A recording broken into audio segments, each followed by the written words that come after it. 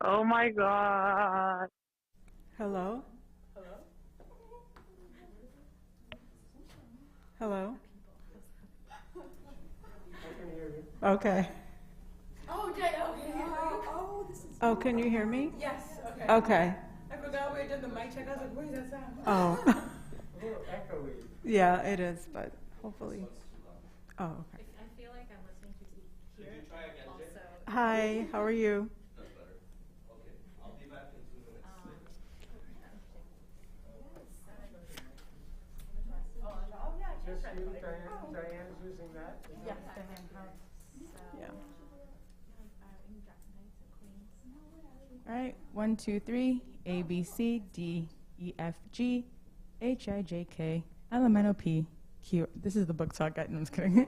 Q, R, S, T, U, V, W, X, Y, Z. Now backwards. Z, Y, X. I can't do it backwards. Can either of you do it backwards? Uh-huh. Uh-huh. Okay. Okay. Harvard, come get this person. There it is. You need to start like a whole new department. All good, Andy? All we'll do is ba-ba-da-ba-ba-da-ba-ba-ba. Shoo-ba-da-ba-ba. Yeah, I think it sounds good to me. Does it sound okay to y'all? I think online it should sound fine. Perfect. So there are people online, is that it? Yeah. All around the world? Yes, international audience. International Low pressure. audience.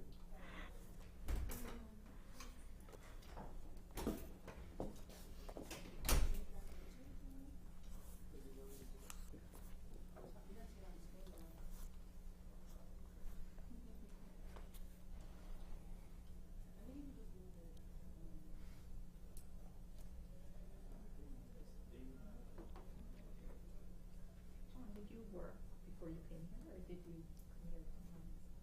Today I can actually, my aunt is in this rehab facility, that's where I came from. But no, I didn't work today. I mean, that, Where is the? it's on Houston, it's a place called Village Care. It's not bad, really. Yeah. She's, physically she's fine, but she just keeps calling 911, you know. It's not that she's with it, you know, cognitively, it's not that, but she just gets really anxious, Yeah. you know, so she calls 911, the ambulance, take her to the hospital, emergency room. It's like, you know, Yeah. 6 times since Christmas, you know, so. Yeah. So it's been a lot. So they released her now to this facility, and hopefully we'll figure something out. Anyway.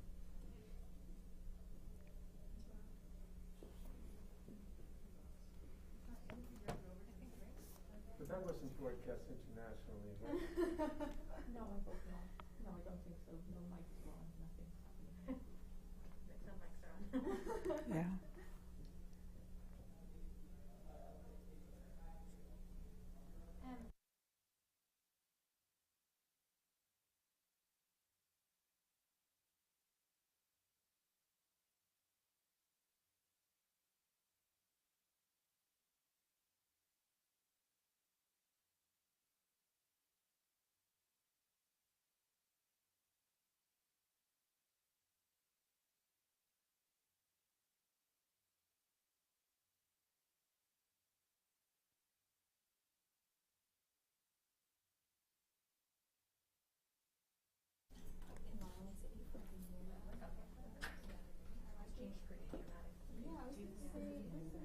Huh?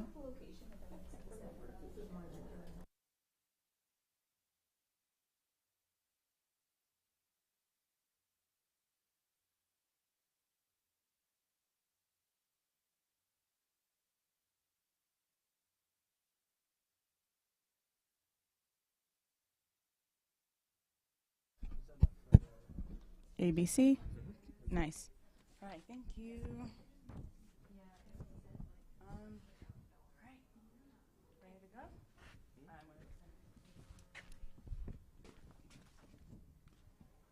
Let me see how everything is going.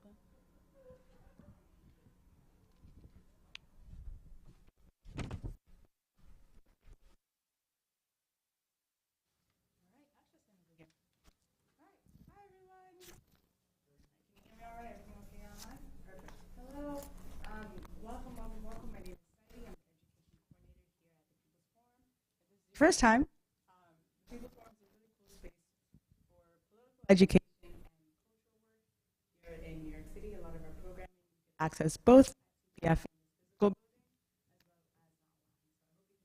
So I hope you continue to come back and check us out. I'm really excited to welcome you all to our book talk today, Confronting Institutionalized Racism.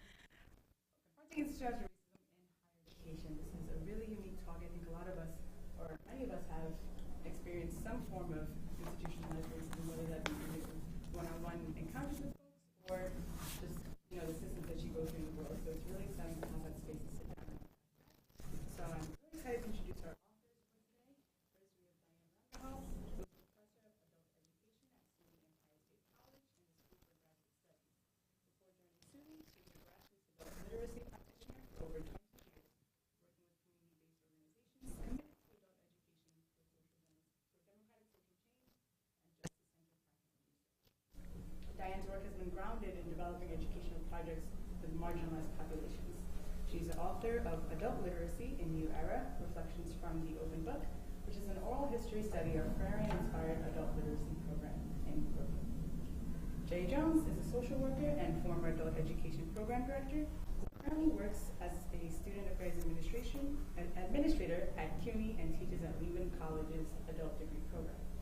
She continues to stay connected to the adult literacy field through volunteering, research, and board service that focuses on Black and brown women's literacies and healing-centered education. So I'm really excited to welcome these students who've done a lot of work in this field, and I'm really excited for the conversation that will. So with that, I'm going to pass it on over. Thanks very much, Saidi. Is my mic working okay, just before I start speaking? I'm going to take that as a yes. Okay, so thanks very much for joining our session today, both online and in person. Thanks to the People's Forum for hosting this event. It's an honor to be presenting our work here in a space of resistance and love, which we hope are reflective of the themes of this book. I'm Diane Randall, as Saidi said, and I work at Empire State College in the School for Graduate Studies. Jay, would you like to introduce yourself, please? Thank you. Hi, thank you. I'm Jay Jones, and currently I work in CUNY as an administrator in student affairs and teach, as was mentioned, in the adult degree program. Thank you, Jay. So Dr. Jay Jones and I will speak about our recently published book, Confronting Institutionalized Inequities, Counter-Narratives for Racial Justice.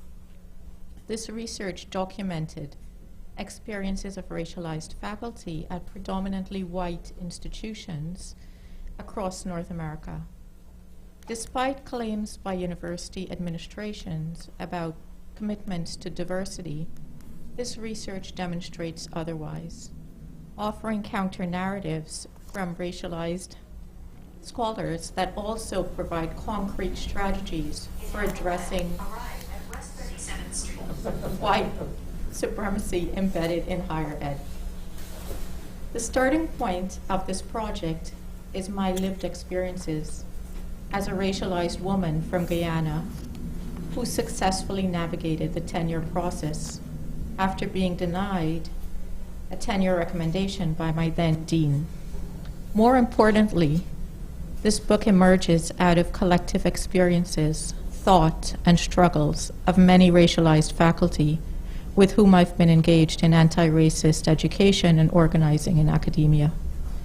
Drawing on critical race theory and critical feminist and auto-ethnographic approaches, this book offers an analysis of the narratives and situates people's words in a landscape of institutional racism. It also engages knowledge produced in the course of confronting institutional racism in higher education. And in doing so, it offers strategies and implications for reform and anti-racist faculty organizing. 12 mid to senior level adult ed faculty members and administrators, 8 Black, African American, 3 Asian, 1 Latinx, were interviewed virtually for this project. The semi-structured interviews focused on their experiences at the start of their careers, tenure and promotion as instructors, and strategies they used to navigate life at a predominantly white institution, or PWI. Though interviews were conducted individually, they were transcribed and analyzed for themes, which allowed Jay and I to place the verbatim interview responses in conversation with each other using short introductory transitions as needed for clarity. This was done in part to reflect the collective nature of these narratives and the unsettling similarity of people's experiences. Today's talk may evoke different feelings in each of you. The intent of this study is not to deny oppressions of other groups, but our focus in this book is anti-Black and brown racism. If this elicits your own places and spaces of oppressions, the particularities of which are different, that demonstrates our interconnected humanity. Critical race theorist Sarah Ahmed reminds us that though we stand in the university as activists committed to changing the world, we must understand our work to be on the university, not in it.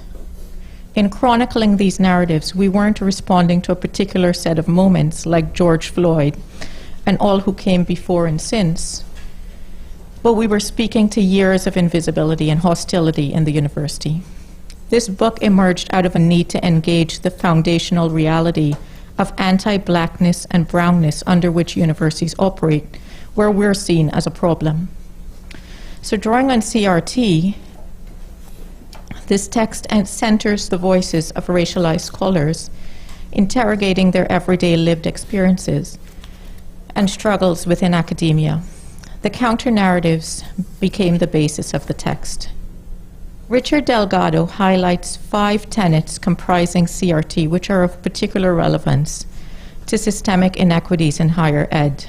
Counter-narratives, which are stories centering the voices of oppressed, telling their truths and experiences. Whiteness as property, the legacies of Black lives as white property, and the ways in which this currently manifests. Interest convergence, how change only seems to occur if it benefits non-racialized people. The permanence of racism, because higher education ignores systemic racism upon which the U.S. was built. Diversity plans in the U.S. often can reinforce and support institutional racism and color blindness, which allows the society to ignore racist policies and laws. Racialized faculty in universities reside in precarious spaces between various states of unbelonging and perpetual outsiderness. To understand belonging, one needs to unpack what unbelonging looks like for marginalized groups.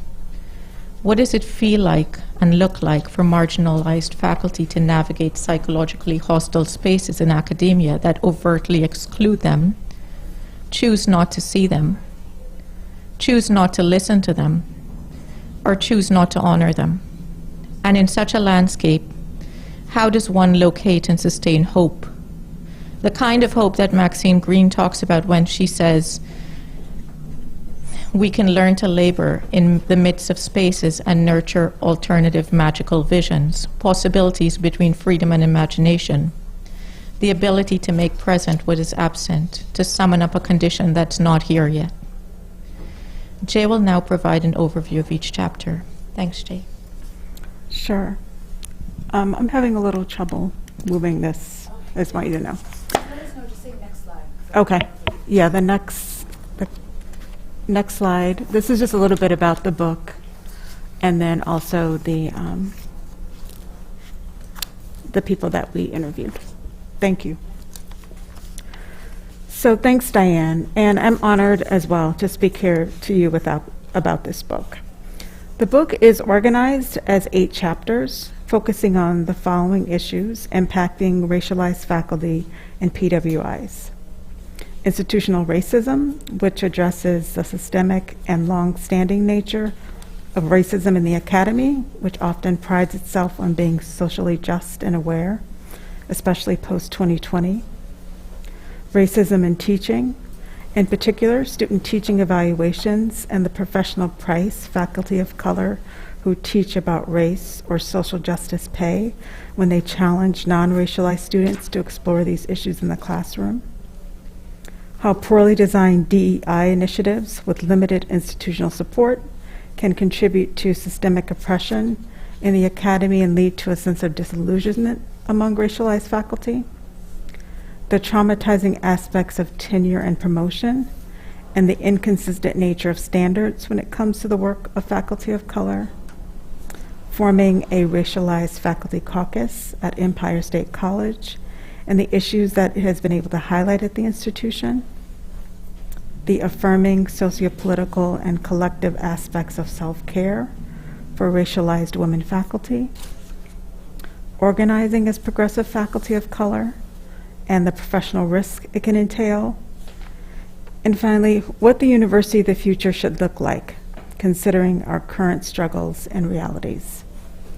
Diane will now talk about some of our findings from Chapter 1, Speaking Truth to Power, Institutionalized Racism in the Academy. Thank you, Jay. So we'd like to share some brief excerpts of people's words from Chapter 1, which, as Jay mentions, focuses on institutional racism. Can we get the next slide? Gladys, one of the participants, says, "There's a lot of structural racism built into higher education that just permeates everyday activities, actions, and speech. I'm the only faculty of color in my program, and it can get disheartening and hard. And the city where I am in the South is very segregated racially, but it's not overt. A lot of it is covert, and there's a long history of much anti-black racism here. So, for example, I'm the only woman of color and the lowest paid in the department. The department chair who hired me and negotiated my salary told me later I didn't negotiate hard enough, even though he was the one who hired me and negotiated my salary. I get paid the lowest not just in the program, but in the department. I also have over 40 doctoral advisees and 4 master's advisees, so close to 50 in total. Recently I was told I'm spending too much time on advising, too much time teaching, when I shouldn't really be doing that. In that conversation, there was no recognition of the load I was carrying. It was all about how I was negotiating my load. If you just put it as an overall picture, that's what I mean when I say racism is structural." Magda, another participant, says, "I guess I would say my situation is probably not unlike most other institutions. It's racist, discriminatory, prejudiced, and the injustices are systemic. It's a place that wants to see itself as liberal and progressive, but it's so backwards and regressive that it's absolutely ridiculous. And when potential candidates come to our campus meetings and they ask me, is this a safe place, a good place for me? I say no. Don't come in Pollyannish. You have to come in ready to be strategic." So in the preceding dialogue, we hear how instead of the structural and exploitative material conditions of the workload of the faculty member, the critique aimed at her is grounded on an individual level, aimed at her shortcomings or deficit. There's an assumption of deficiency.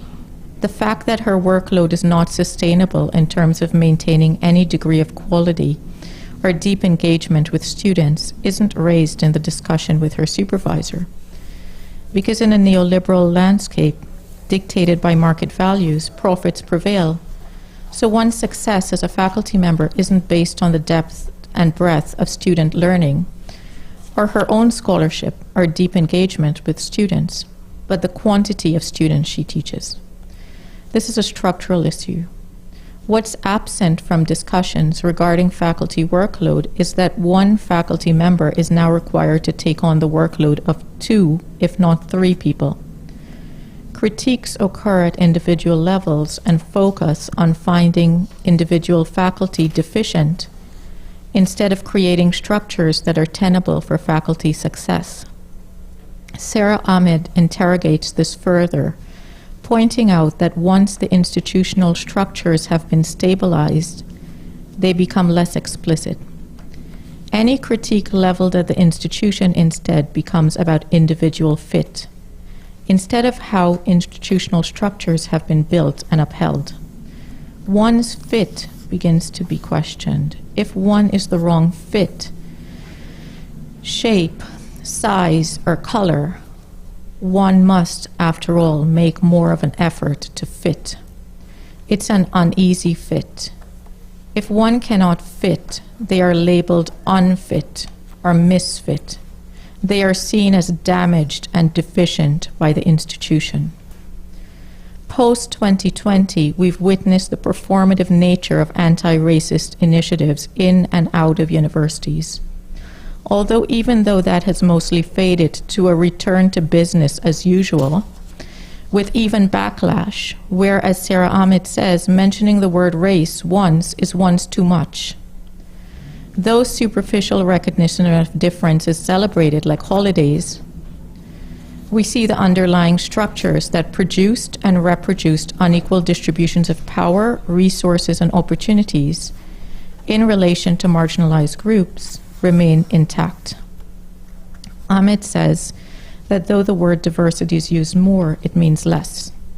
And though racialized faculty as diversity workers attempt to develop new processes to stop reproduction of harm, those can be used to enable the very reproduction of harm it seeks to prevent.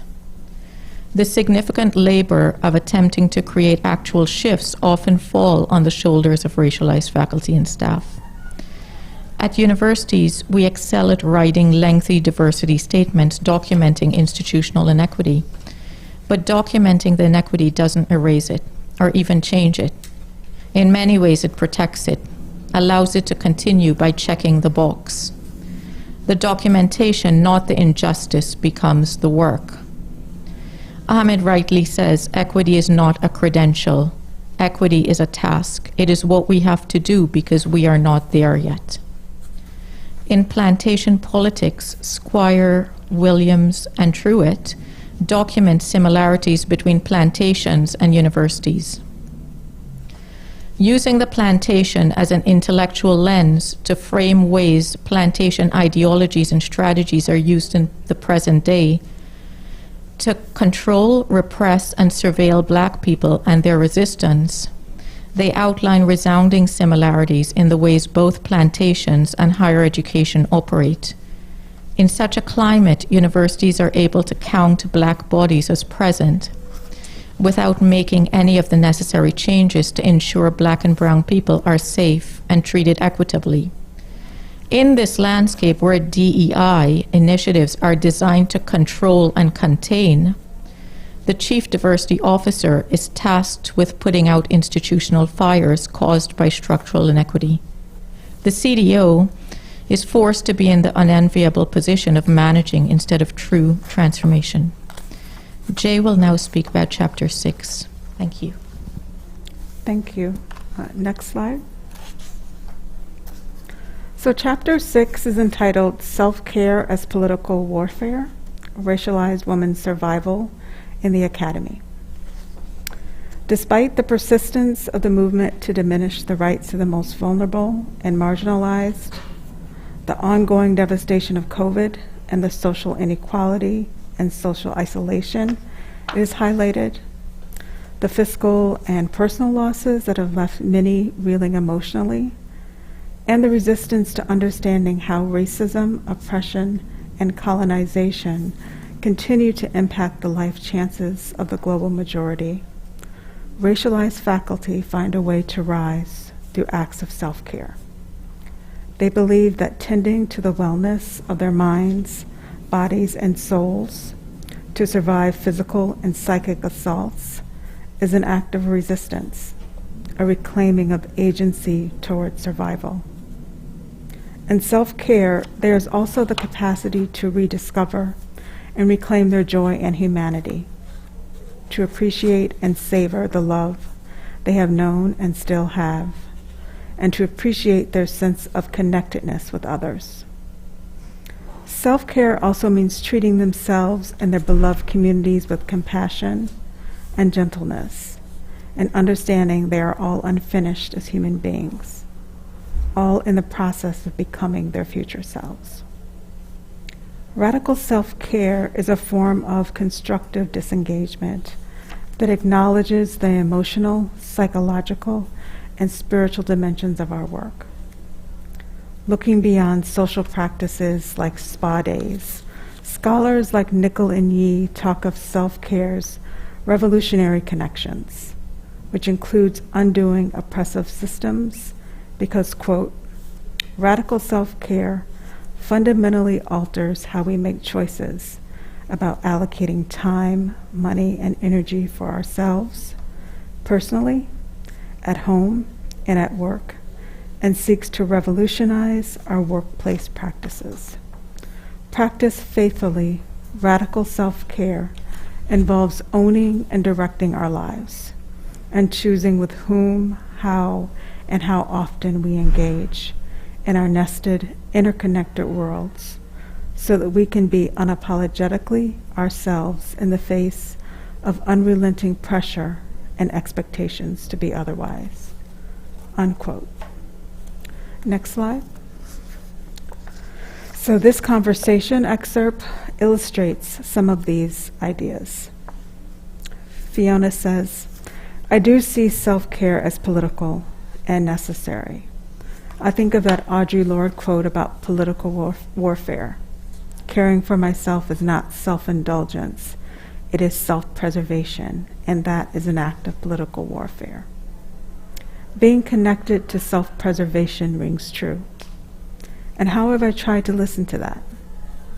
I think it's hard because we're such a capitalist grind culture. So self-care is certainly something I value, but have a hard time practicing. I think that became clear in the pandemic about how to focus on what matters most, like sleep, and not neglecting relationships. Shabana says, yes, definitely. A village aspect is really important. I am part of different groups with Black women, whether it be a writing group. I'm in 2 writing groups actually, and that's been very helpful in terms of just community, especially during the lockdown phase. So that's been really helpful in building community and having a space to talk. I think I have also reconceptualized service during this pandemic, because you quickly realize how much easier it is to be at home and participating in things versus having to travel places and the fatigue of the airports, and just what would sometimes feel like almost a rat race. Having not done that for a while, I know that I won't go back to doing things that way. Diane?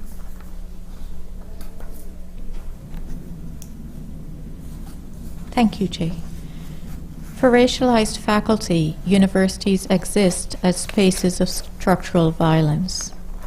According to Jennifer Hammer and Clarence Lang, structural violence can be understood as a set of conditions and arrangements embedded in political and economic organization of social lives that cause harm to individuals and communities. Structural violence supersedes individual agency and isn't experienced indiscriminately across society. Instead, this violence is primarily experienced by groups whose social status denies them full access to representation. Angela Davis said in 2020 about current DEI work in universities, by asking already subjugated groups to enter institutions and engage in precisely the process that resulted in them being marginalized, we're ensuring the status quo and continuation of structural violence. There are no connections to justice. I'd like to speak a bit about trauma, since it came up repeatedly throughout the text. Sarah Ahmed and Bessel van der Kolk define trauma regarding racialized groups as holding a history in your body. This history means one can easily be shattered. There's only so much we can take on or in. Often we inherit traumas, hard traumas, too difficult to talk about, too painful to reveal. This is connected to the trauma of racism. This trauma can have physiological implications with long-standing impacts on the health of people of color. In a recent examination of black women, those who faced more racial discrimination had a proportionately greater neurological response in threat, attention, and emotion centers in the brain. Over time, this heightened sense of neurobiological arousal takes a toll on the physical body and heightens the risk for a range of diseases. In thinking about what treatments will contribute to our individual and collective racial health, Jacqueline Scott states that just as prolonged anxiety can trigger clinical depression, prolonged racial oppression seems to trigger a profound sense of resignation, weariness, and despair at the looming realization U.S. racism will not change significantly, if ever. As racialized people, we understand that trauma lives in the head and also in the body. Van der Kolk adds that trauma and politics cannot be separated. Jacqueline Scott points out the importance of the collective aspect in healing, saying we can't develop these new racialized healthy habits alone. They must be developed in community with other people of color who are politically like-minded. In these communal spaces of trust, solidarity, and vulnerability, we can work together to open up the social imagination. We can only do this with people we trust, our allies and accomplices, as one participant in another chapter labels them. Communal healing involves coming together and standing unflinchingly with one another in a collective striving for healthier, joyful affirmation of life. This has been one aspect of the Racialized Faculty Caucus where I work. However, participants throughout the book speak to the need to enact equitable frameworks, not solely based on racial representation. Being racialized doesn't automatically mean subscribing to progressive paradigms. As we've seen, black and brown faces in high places don't equal liberation. So affinity groups that aren't only based on race or gender, but that are also social justice or human rights driven is equally important. Participants repeatedly said it wasn't enough to have a racialized person in place, but someone of color with progressive commitments who will implement equitable policies. Some of my closest allies and accomplices don't look like me. Sarah Ahmed unpacks how doors work. She says, there are doors that are open to some, but shut to others. There are racialized scholars who make it through the door, but shut it after them. Other racialized scholars coming after them encountered a closed door. Racialized scholars committed to structural change are committed to collective victories. When one of us is lifted up, we're all lifted up.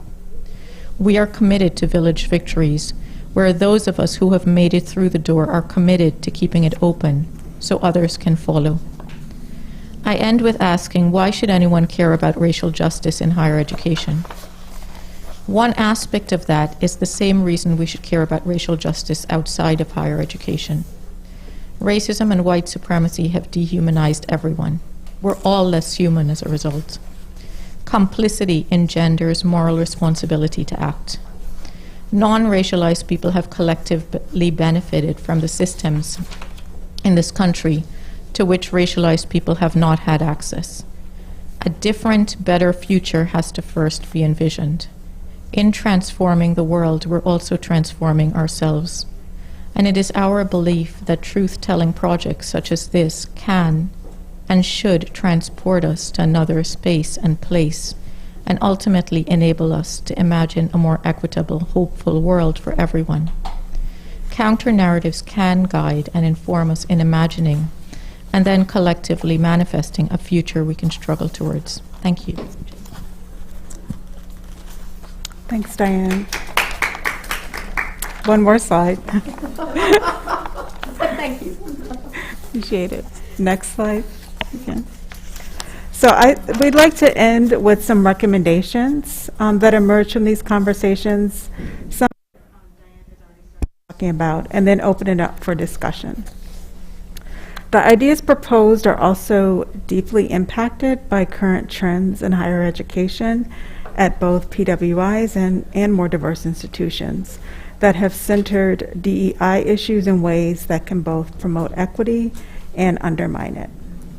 The increase in the number of graduate students and postdocs organizing to create unions and challenge working conditions that leave them exhausted and in poverty and with no guarantee of future academic employment reflects a deeper awareness of the problematic road to academe, especially for racialized scholars and those who don't have the cushion of family wealth, or more critically, refuse to sacrifice their physical and mental health in order to help institutions balance their budgets. Of concern is a possibility that these same institutions will use the financial responsibilities they have appropriately incurred to justify retrenchment and not systemic change. The fact that universities, and especially public universities, are navigating new fiscal realities, some of it the result of pandemic-related enrollment declines, has also warped the focus of some senior administrative roles. Politically conservative elected officials or career administrators with limited or no connection to an institution are being appointed to leadership positions by boards of trustees with agendas that sometimes contravene a university's own written commitments to equity and inclusion. These types of administrations are directly attacking DEI and CRT in spaces where only a few years ago faculty were being asked to teach diversity core requirements, and CDOs are being hired to ostensibly promote access, expand the equity infrastructure, and advocate for racialized faculty, staff, and students. Demands that educational systems literally calculate the amount of dollars spent on DEI or CRT, like what is going on in Florida, have both revealed the small amount of money DEI initiatives actually receive, as well as the racialized hatred, misogyny, and white supremacy that underlines these attacks. The faculty we interviewed pointed out how critical it is that espoused values be translated into accountable practices. An institutional mindset for what equity and racial justice mean must be supported at the highest levels, and multiple strategies and points of entry are key. For example, there must be a CDO with a staff, and not just an office of one, in addition to more grassroots, independent bodies that can push against internal structures, like racialized student and faculty caucuses that work together and interface strategically with the media. Institutions are very concerned with their brand and often will act in response to unflattering press. The success of the University of California strike is an example of this. In addition, when hiring more faculty of color, representation is as important as the politics of those faculty. Demands need to be more nuanced. As Diane noted, the faculty we interviewed reinforced that we can't just say we want Black and brown faculty or even elected officials. We also need to ask about the communities they're rooted in and the political agendas they serve. Seeing where people stand on human rights, not just issues of racial and gender justice, is one way to take this into account. This work also needs to be more than putting out statements. It must be action-based and occurring on the ground. Black and brown faculty and their allies and accomplices need to align to understand each other's common interest, and coming together to act and vote as a bloc might be one way of enacting needed social change. Recommendations to address the marginalization and trauma Black and brown faculty experience include incentivizing DEI work so it's sufficiently and appropriately factored into tenure and promotion requirements, and having new faculty members be assigned mentors who are of the same racial group, as well as mentors who are non-racialized. Each of those mentors will have access to different networks and knowledge. Faculty of color aren't mentored, informed, or sponsored in the same ways non-racialized faculty are, and deserve extra support. Another recommendation was to have culturally responsive, confidential counseling for racialized faculty, given how traumatizing academic spaces are for racialized people. To conclude, this book reflects a commitment to helping those who come after us do more than just survive. We're hoping that this text, through documenting struggles and triumphs, will offer hope to emerging racialized scholars while nurturing institutional policies that, to paraphrase our ancestor bell hooks, expand the racial space of possibility in the academy. Thank you. So we'd like to open it up now for questions or comments. Thank you so much for sharing. Let me make sure that I can be heard online. Perfect. Thank you so much for sharing. If anyone has any questions, and that includes people who are watching online, if you have questions, I can also read them out loud. But we can start for the people who are here. Thank you. And yes, we very much would like this portion to be a conversation because we feel like we spoke quite a lot. And this is not a position we're exactly comfortable in. So we do ask you to help to make this a conversation. Thanks.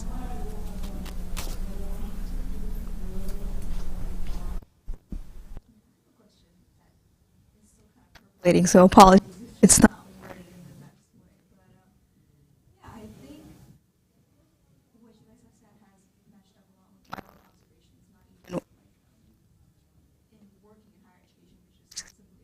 Being a student, right? Professor. And I have also noticed, like there's a need, as mentioned in your recommendations, for junior of color, because their networks, their resources might be very different than their assigned advisor who may not be a racialized person. But this also ends up creating a lot of labor for people who are higher up in the institution, right? Because as we know, like there's in primarily white institutions, there are not very many senior faculty members who are people of color. So as we try to hire more faculty of color, like the burden ends up falling on them, and then there comes this aspect again of self-care, like the senior faculty of color also need to take care of themselves, get their research done, teach their classes, mentor people, and it starts to add up. So while we transition to a more equitable situation in higher education, what do you think might be like a good compromise or something that we can try to ease the transition if possible?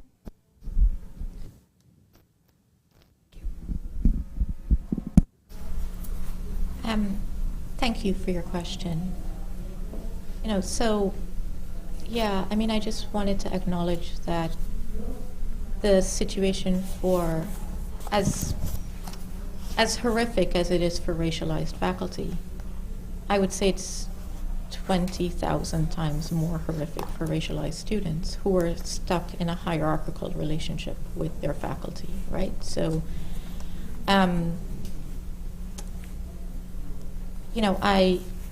one thing that came up during the interviews was that people felt that mentoring could have two people, a racialized and a non-racialized faculty, because, equity needs to be the work of everybody, right? Not just racialized people. And so, racialized and non-racialized faculty have access to different networks and different sets of knowledge. And so until we create a more equitable workplace, and it might be an idea to have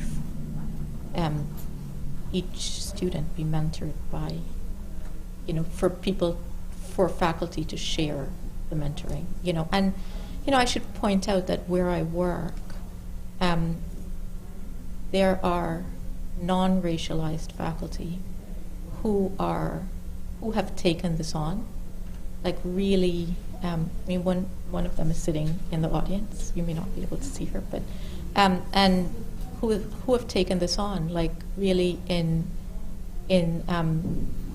serious ways, right? There's an allies group where which was started by a couple of faculty, where non-racialized faculty are meeting together on their own to do work that they feel shouldn't be the burden of racialized faculty to educate them, right? So like I feel like there is work happening, which is a roundabout way of saying it has to be shared. It looks different, but until we get to the promised land, right, we need to start doing stuff now.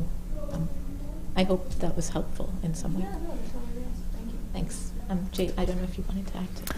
No, I mean, nothing specific. I reiterate the idea that this really is a collective process. I mean, one of the, as Diane talked about, one of the outcomes of being, of facing kind of the onslaught of racism, sexism, misogyny on a daily basis is you feel very disengaged. You can become very cynical and detached. And I think, finding a way to stay connected to community. There are times when people do need to disengage, but having those touchstones, someone who can reach out, see how you're doing, and it's not just one person; it's a group of people, is really key. That we really have to be, as we've said, in this together. Thanks. Thank you. My question is somewhat related. I was curious for the book, or in your experience,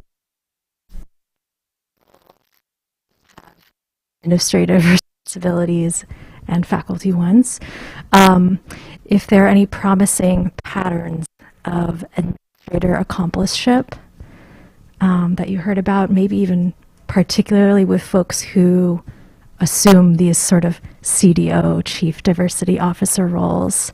I feel very aware and can think of many examples where those relationships or dynamics lead to more of that cynicism. So I'm wondering if there are any kind of promising accomplishment relationships you've.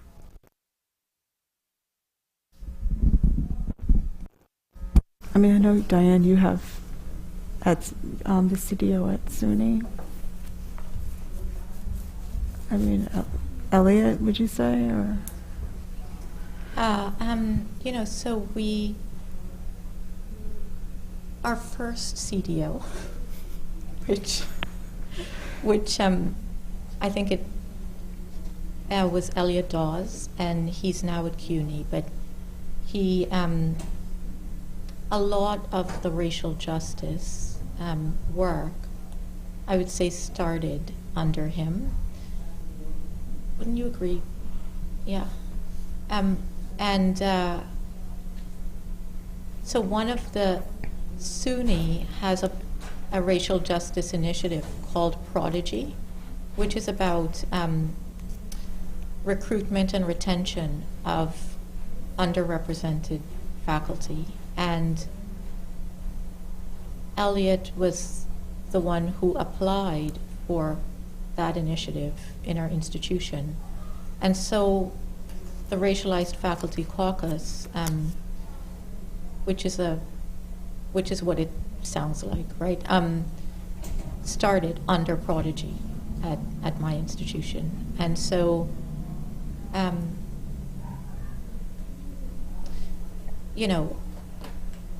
this work is really slippery, right? Because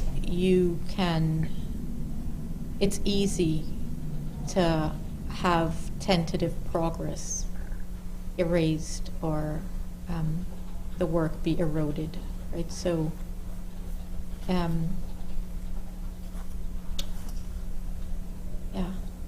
I would say much of the work is still ahead of us.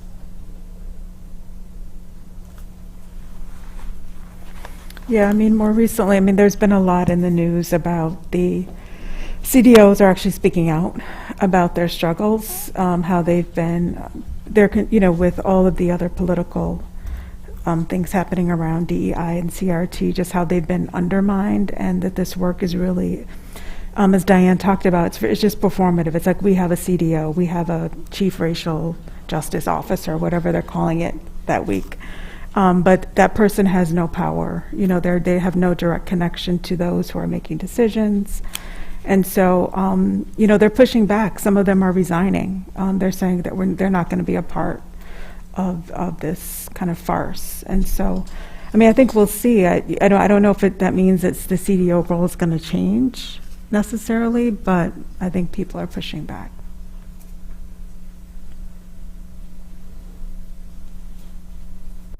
We have a couple questions from the chat as well. There's a lot of.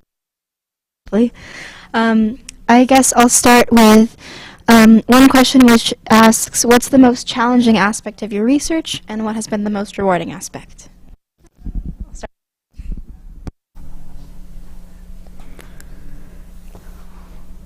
Did you want to start, Dan? Or? Thank you. So I would say that this research for me was really soul work. It was really about, and I'm going to start with the most rewarding, right? It was really incredibly powerful. And it was an honor to speak with the women and men that we spoke with. So that was, I feel like, this, their words and the power of their words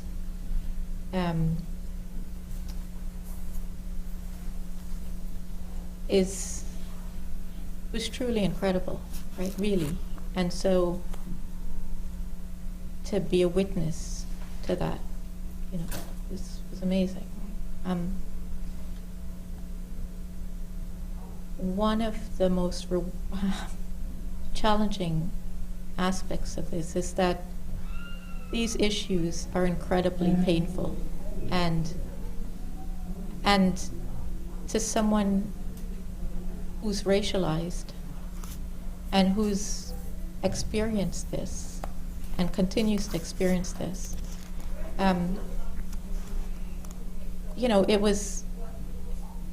it was wrenching to hear how how traumatizing. I'll just read one short quote. This is what being middle-aged is like. One has to reach for her glasses to do that right now. So Delilah, one of the women, said, "When I first started, I overlooked a lot on purpose. I decided to see and not see, just so that I could get by and get along. I guess I did it just to be able to survive."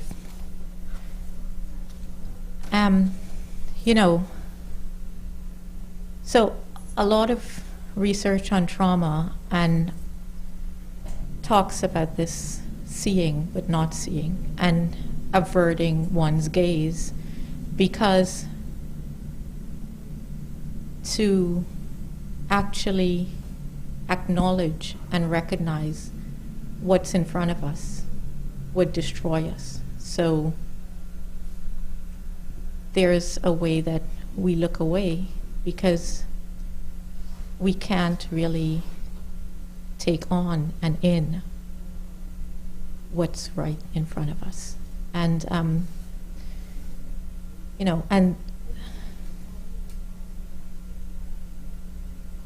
it's, it's happening everywhere, right? So. Yeah, I mean, I think for me it was very similar. You know, that those, you know, listening to stories, people crying, you know, as they reflected on their experiences.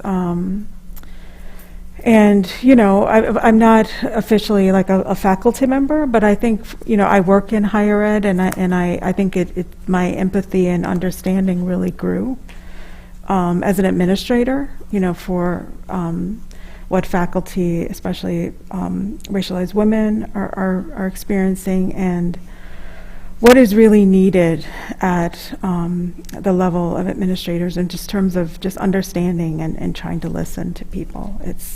It's really important. And I think that was, in a similar way, what was rewarding, because like I realized, like, I need to be here. You know, I need to be doing this work, as challenging and rocky as my road has been. Honestly, I feel like there's a reason that I'm in the place that I'm at, and there are things that I can do, maybe very small things, that can make a difference for people. And I think that was important for me to realize. Amazing. I also have a couple of more questions online, so if you'll bear with me. One question is from Monica, which asks, does your book give best practices on the ways to confront institutionalized racism, like daily microaggressions? And then also, someone asks, what's the benefit of attempting to change academic structures from within through advocacy for non-white versus working to dismantle those structures to create our own educational spaces? So, sorry, those are two different questions. One about microaggressions, and the other one about working within versus creating our own educational spaces.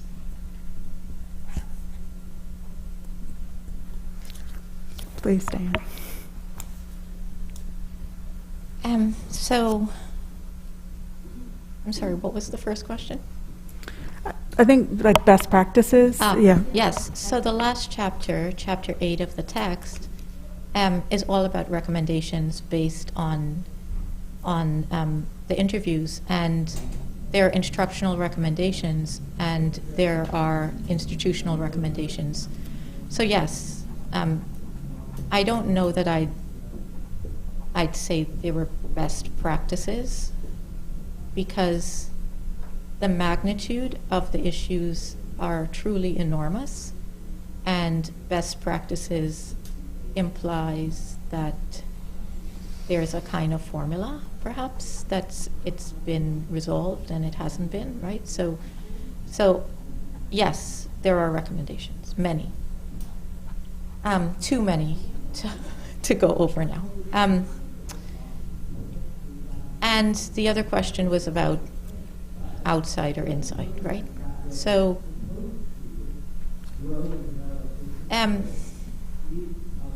we have competition. So I would, yeah. So in terms of, you know, several people in the book, several participants, really said that the system needed to be dismantled, that it wasn't enough to just make minor changes. And you know, in academia, you guys know, we love committees, right? So it's like, it's always like another committee, like, oh yeah, we're gonna like, why don't we just start this committee, and right, which means like months of work.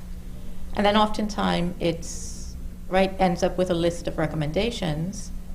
And then the next year, some variation of that committee starts all over again, right? So like, the conversation never goes much beyond the starting point.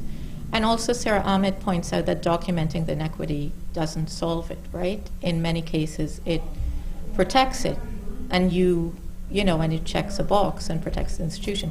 So, so I think being an insider has some advantages, right? Because there is a kind of opaqueness to the structure of academia that might be not really, not make a lot of sense for someone who isn't part of it. But I think I think part of it is, I mean, as Amit says, right, we have to understand our work isn't in, but on. So we're part of, but not, we're also outsiders. So we're forever kind of, we exist in multiple spaces and places. I hope that answered.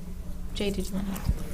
Yeah, no, I mean, I don't have a lot to add. I mean, I think that's, it is very complicated, that idea of, the master's tools and how you manage that. I mean, I do think, there is a need and a role for those educational institutions, sometimes informal, that are outside of, higher ed, or outside these more formal spaces. I think they need to be there. They need to be supported. But these formal institutions, I'm speaking, I guess, specifically of public institutions, also need to be there too.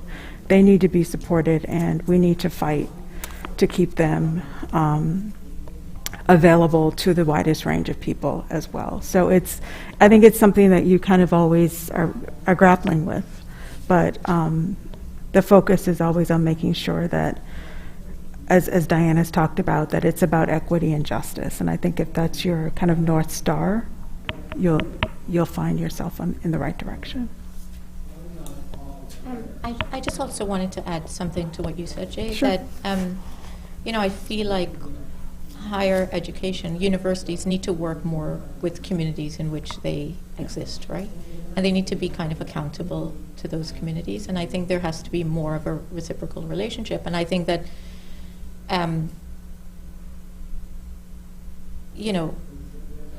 those spaces need to be opened, right? To bring in communities, right? Because Yeah, I agree. are there other Amazing. questions? I think we can take a couple more questions from the chat, and of course, everyone's welcome to ask questions again who are in the room.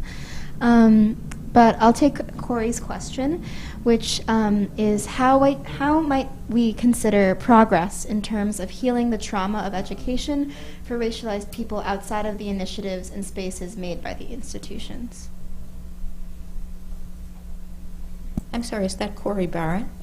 Yes. Hi, Corey. I'm so glad that you were able to join. Thank you. You know Corey. Yeah. I'm sorry, could you possibly repeat the question? I was just experiencing such a moment of joy. Of course. I will also say that the chat is expressing a lot of thanks and gratitude for bringing this conversation up. So you can't feel it in the room, but it's definitely being felt online.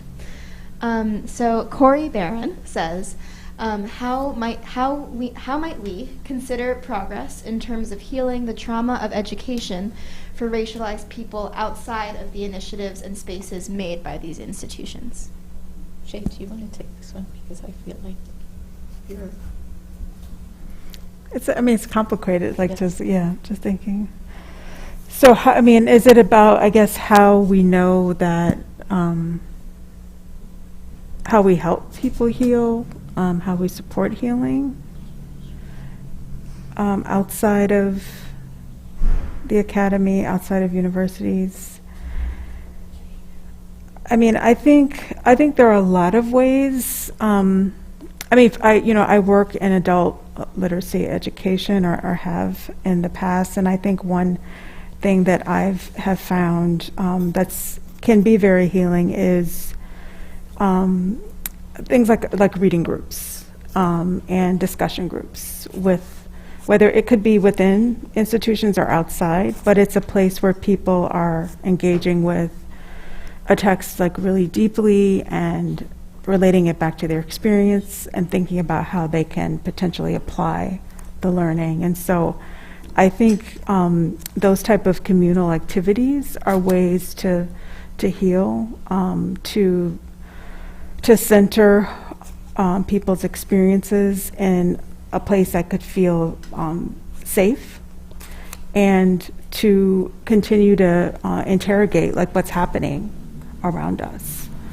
So I think for me, I found that to be very, very useful and beneficial.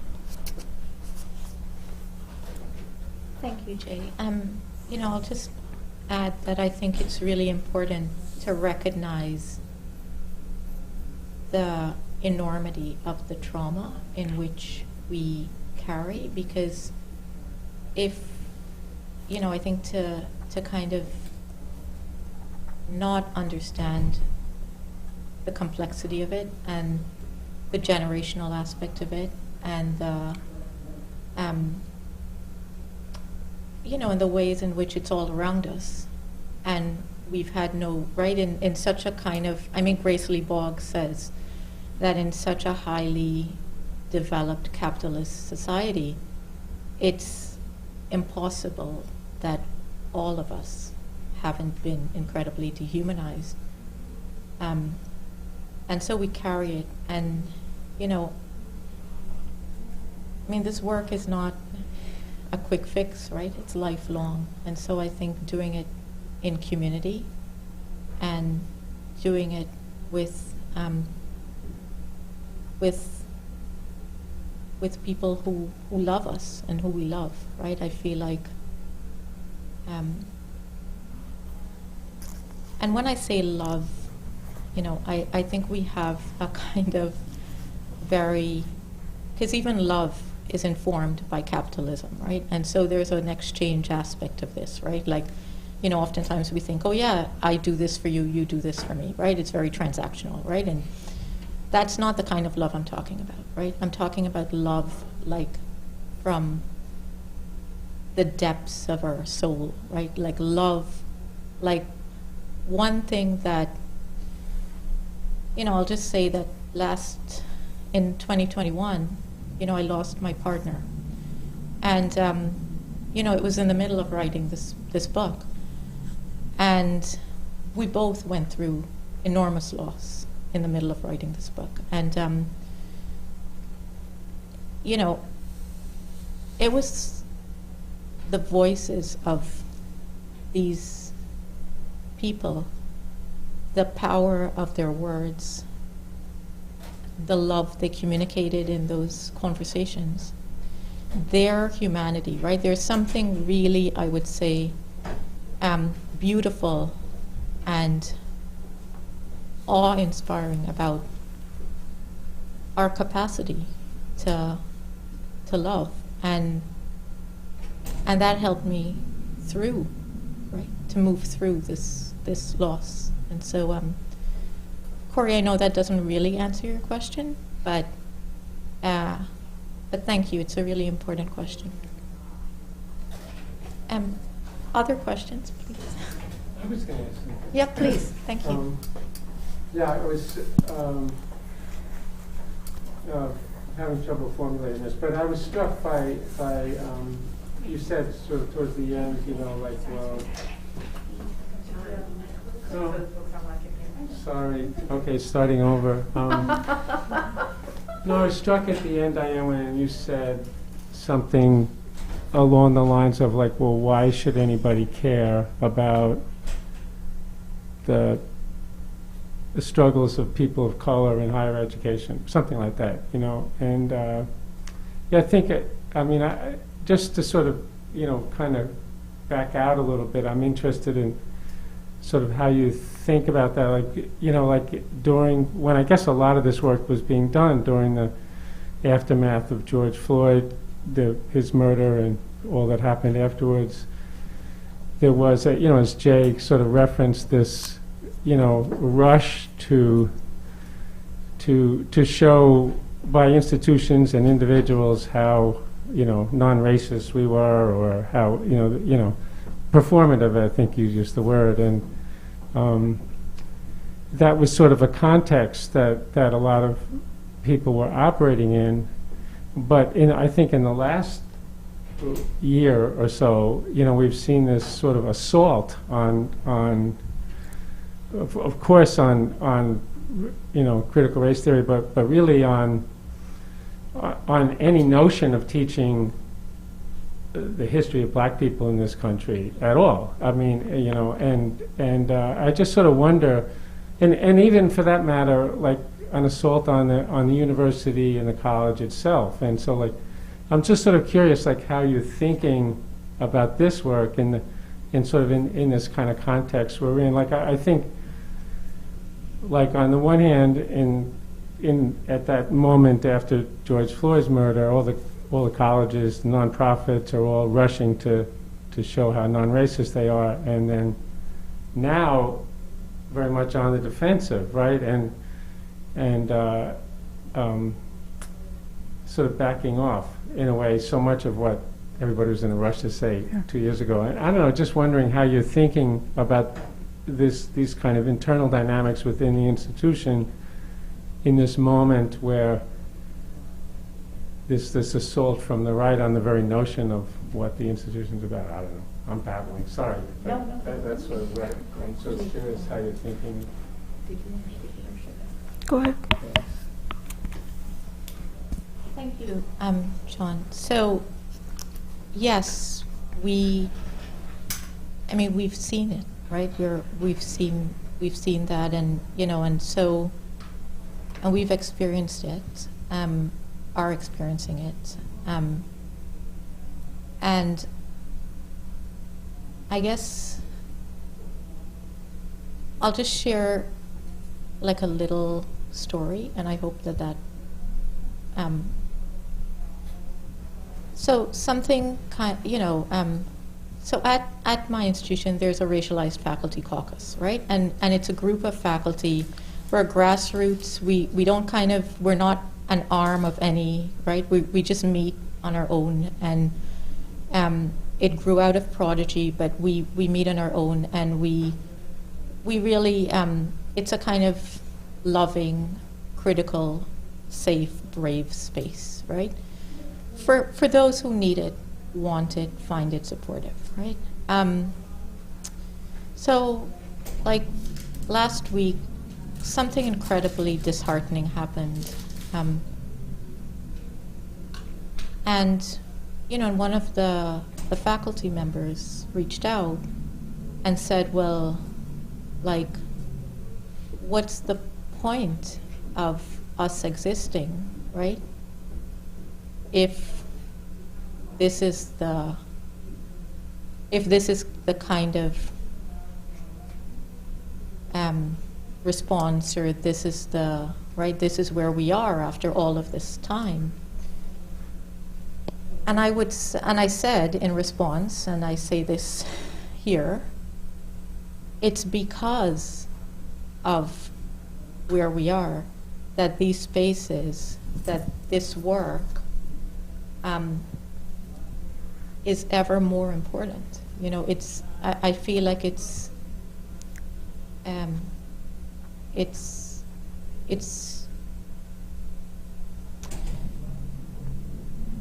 just, it's so important to continue standing, to continue resisting, to continue pushing back collectively in the face of shrinking spaces, which is what we're seeing and experiencing. So it's discouraging, but ...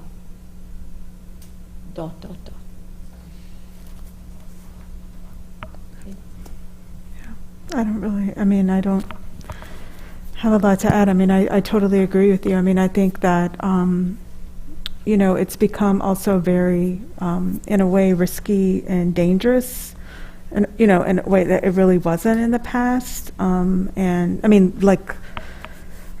People are being harmed. There's campaigns to bring people down, to destroy their lives, essentially. That's a goal. And so it's really scary. And, I can understand why a lot of people are concerned about speaking out. But I think as we've talked about, and Diane reinforced, that's why it needs to be a collective effort. There's, the saying, they can't kill us all.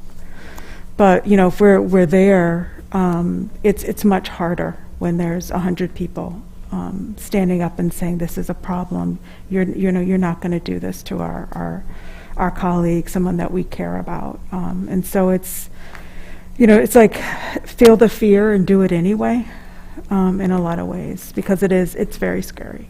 And there are real risks to pushing back, but as Diane said, we have to do it.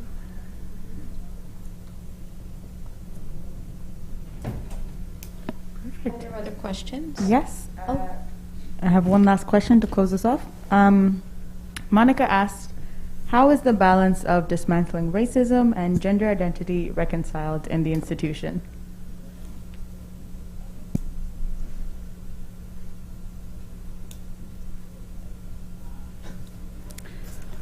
Did you want to start? You said how it's reconciled in the institution? Yeah. So I mean, right, like we certainly really believe in intersectionality, right? So race, class, right, those things don't operate in isolation. They operate in relation, right? And they are interconnected. And so I'm not sure that I fully understand the question, but that, you know, I feel like we are both women and we're also women of color, right? We're racialized. Those things can't be separated, right? I would say that I am of color first, and then I'm a woman after, right? But that's how I show up to any space that I'm in, right? And in the world as well. Jay, did you? Yeah, I mean, I think I agree. It's like you have to. I mean, and one of the things that came out in the text was a struggle that some of the women faced showing up like fully as themselves, and how damaging that was when you couldn't be, a black woman or a Latinx woman. And so I think that if you want to use the word reconcile or to push against that, it's really to show up as much as you can as yourself fully, as a black woman, as a woman of color. Yeah, and I mean, I would just say that we're often kind of forced to contort ourselves into spaces that haven't been made for us. Right. And so the fit is always uneasy, and then we get labeled unfit, right? As Sarah angry. Ahmed says. But Yeah. but I think, I mean, part of this work is about struggling to show up in a space where we can stand tall and stand proud and stand in love with who we are and with each other. So, any last questions before? Thank you. Thank you. Thank you all so much. I'm just going to speak. Thank you all so much for showing up, as we said. Thank you for coming, and I appreciate you all. Thank you, Dr. Thanks. McVeigh, as well, for all of your work and for really bringing this really foundational research to us. We appreciate it, and for creating this space. Thank you. Thanks so much. So those online, to those in the room, Yeah. we're grateful. We appreciate you coming. And thank you to Jay.